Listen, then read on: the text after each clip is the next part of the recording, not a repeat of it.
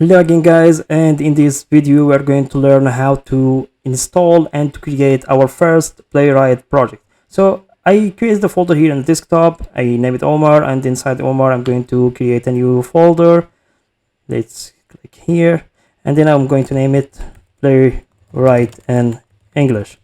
Then I'm going to open the VS Code. I will click on the Windows icon, Visual Studio Code, and in here I'm going to click on this Explorer icon, open folder, and I will navigate to the desktop, Omar, and Playwright in English. Then I will click on the select folder, and right down here I'm going to click on this area, and I'm going to click here to open the terminal, and I'm going to choose from this one. I don't need a PowerShell, I need a command prompt. So right over here I'm going to click, I will type in npm init playwright at latest. This is going to install the latest version of Playwright, and now it is asking me a few questions: TypeScript or JavaScript. I'm going to choose TypeScript.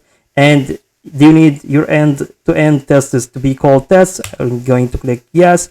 Do you need a GitHub action? I don't need it, so I will keep it false. Do you need to install all the browsers? I'm going to leave it as true, and I'm going to click enter. And as you can see here, it is installing everything. It might take some time if you are installing it for the first time, because it downloads some packages and stuff like this.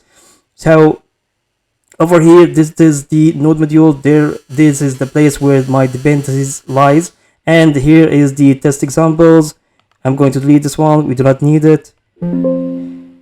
And also we have tests here. This is how you type the test file. You name it, then .spec.typescript. We are going to do this in the next videos.